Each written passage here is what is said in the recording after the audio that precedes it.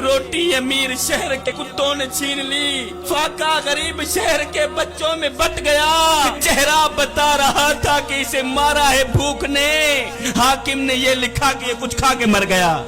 ایک غریب فقیر تھا، اس نے پھٹے پرانے کپڑے پہنے ہوئے تھے، نہایت ہی غریب ہی غریب، اس کا ایک ہی لباس تھا، وہ بھی پھٹ گیا۔ اب جگہ جگہ سے ننگا جسم نظر آ رہا تھا، صبح کو کھاتا تھا شام کے لیے نہیں ہوتی تھی، شام کو کھاتا تھا صبح کے لیے نہیں ہوتی، اس کا ایک ہی لباس تھا، وہ بھی پھٹ گئے۔ اب جگہ جگہ سے جسم چلک رہا تھا۔ وہ ایک بادشاہ کے دروازے پر گیا، جہاں بادشاہ کے کتے بندھے ہوئے تھے وہاں جا کے بیٹھ گیا۔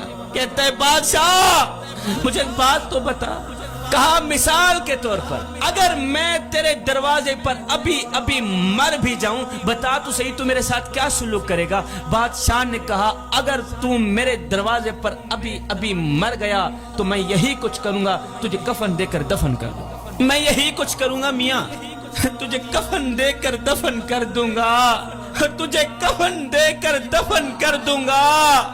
یہ سن کر اس غریب فقیر کی چیخ نکل گئی۔ غریب فقیر رو کر کہنے لگا بادشاہ میرے مرنے کے بعد جو میری مردہ لاش ڈھانپنے کے لیے مجھے کفن دو گے نا، وہ آج ہی دے دو تاکہ میں اپنی زندہ لاش تو ڈھانپ سکوں۔ اللہ اکبر، اللہ اکبر۔ بادشاہ میرے مرنے کے بعد تمہارا دیا کفن کس کام کا؟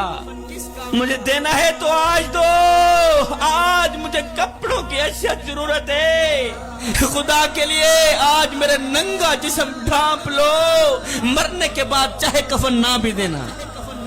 زندہ لوگوں کی قدر کرے صاحب، ان لاوارث بچوں کی مدد کریں جن کا دنیا میں تمہارے سوا مدد کرنے والا اور کوئی نہیں۔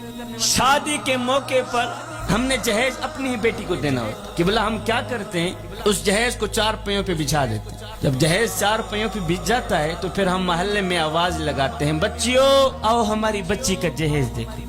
آپ کے ہاں پتہ نہیں یہاں رواج ہے یا نہیں، جس گاؤں میں میں رہتا ہوں قبلہ وہاں کا ایک رواج ہے کہ جب ہماری بچی کی شادی ہوتی ہے تو ہم شادی کے موقع پر بچی کا جہیز 4 پہیوں پہ بچھا دیتے ہیں، محلے میں آواز لگاتے ہیں دوسری بچیوں کو بچیوں آؤ ہماری بچی کا جہیز دیکھ لو، بچیوں آؤ ہماری بچی کا جہیز دیکھ لو۔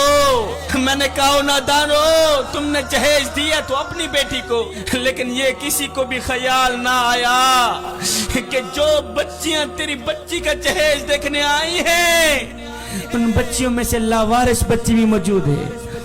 جو بچیاں تیری بچی کا جہیز دیکھنے آئی ہیں ان بچیوں میں سے یتیم بچی بھی موجود ہے۔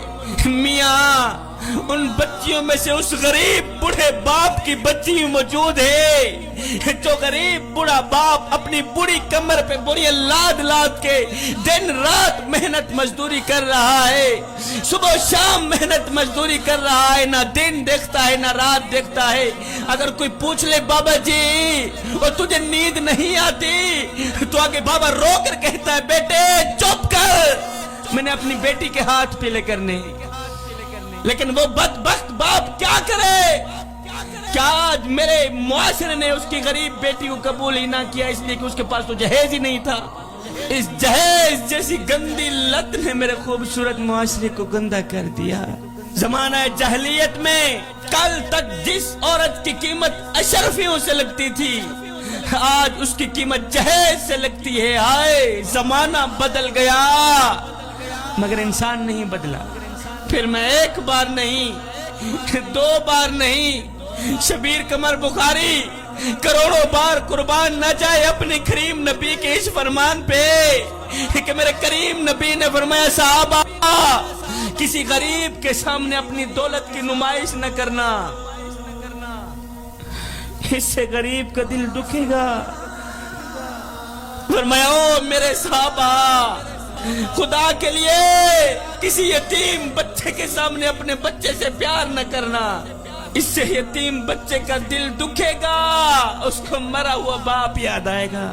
میں یتیموں کے سروں پر شفقت بھرا ہاتھ رکھتا ہوں اس لیے کہ جب میں مر جاؤں کوئی میری اولاد کے سر پر بھی شفقت بھرا ہاتھ رکھے۔ میں غریبوں کی مدد کرتا ہوں اس لیے کہ غریب ہونے میں وقت نہیں لگتا۔ ذکر مصطفیٰ کی محفل میں آنے والوں تمہیں سونے کی تختی پہ لکھنے والا ایک جملہ دے کے جا رہا ہوں. کہنا یہ چاہتا ہوں صاحب، عبادت اس مقام تک نہیں پہنچاتی جہاں غریب کی خدمت پہنچاتی. ہم غریب کے گھر روٹی دیتے ہیں لیکن تب جب وہ مر جاتا ہے. ہمارے ہاں یہاں ایک رواج ہے نہیں، ہمارے محلے میں جب کوئی فوت کی ہو جاتی ہے تو ہم سارے محلے والے مل کر اس مرنے والے گھر پوری فیملی کے لیے کھانا پہنچاتے ہیں. میں نے کہا نہ دانو، مرنے والا روٹی روٹی کرتا مر گیا. اوے مرنے والا 3 دن کا بھوکا تھا، آخر مر گیا. روٹی کھلاتے تو اسی زندہ کو کھلاتے، کھا کر تمہیں دعا تو کرتا. اور اس کے مرنے کے بعد تمہاری دی روٹی کس کام کی؟